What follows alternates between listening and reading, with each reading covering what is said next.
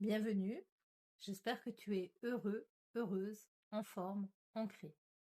La carte d'Osho, l'imitation, se présente à toi.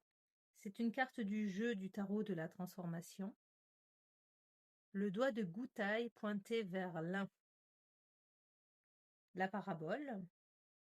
Soyez vrai envers vous-même, car votre propre vérité vous conduira à la vérité ultime. Aucune autre vérité ne le peut. Une graine est en vous.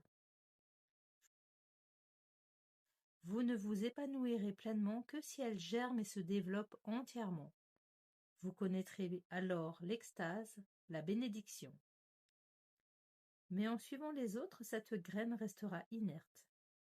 Vous pouvez accumuler tous les trésors du monde et connaître le succès, vous vous sentirez vide, car rien d'autre sinon le plein épanouissement de votre propre potentiel ne peut vous combler. Vous ne vous sentirez jamais accompli.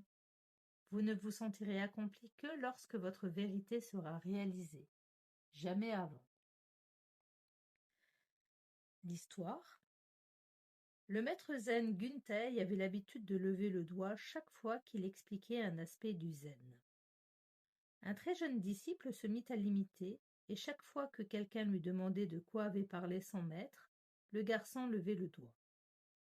Guntei en entendit parler, et lorsqu'un jour il surprit le garçon en train de le faire, il se saisit de lui, sortit rapidement son couteau, lui coupa le doigt et le jeta au loin. Alors que le garçon s'échappait en hurlant, Guntei s'écria « Arrête !» Le jeune homme s'arrêta, se retourna et regarda le maître à travers ses larmes. Guntei avait le doigt levé. Le garçon voulut en faire autant, mais quand il réalisa qu'il n'avait plus de doigt, il s'inclina. À cet instant précis, il venait de s'éveiller.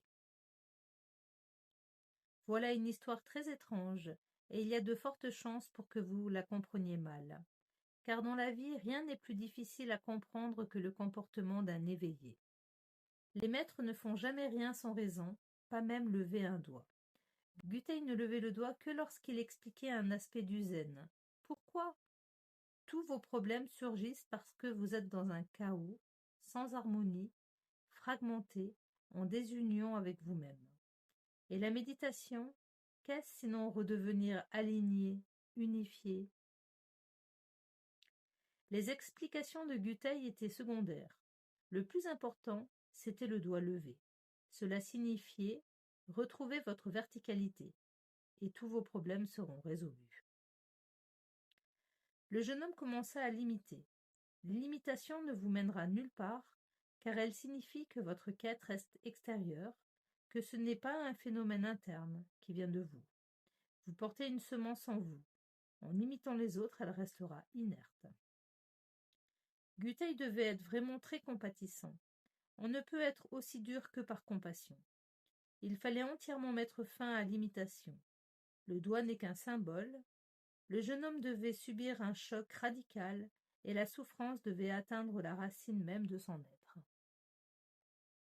Un moment de prise de conscience très intense, un procédé fulgurant. Guntei cria « Arrête !» et à cet instant même où le garçon s'arrêta, la douleur disparut. Simplement par habitude, lorsque le maître leva le doigt, le jeune homme voulut en faire autant, mais il n'avait plus de doigt. Pour la toute première fois, il réalisa qu'il n'était pas son corps physique, qu'il était conscience, vigilance, qu'il était une âme dont le corps ne contenait que l'enveloppe. Vous êtes la lumière intérieure, non la lampe, mais bien la flamme. Merci infiniment de m'avoir écouté. Tu as sous les yeux les cartes du tarot qui accompagnent cette semaine la carte de l'imitation. Je propose un short par jour pour associer la carte de l'imitation à une question, à une situation que j'associe à ces cartes de tarot.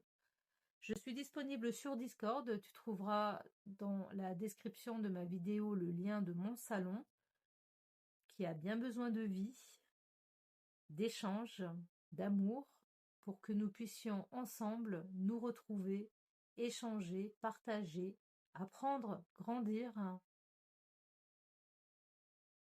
trouver cette voie christique à l'intérieur de nous pour incarner notre lumière. Je te souhaite une excellente semaine et au plaisir de t'entendre.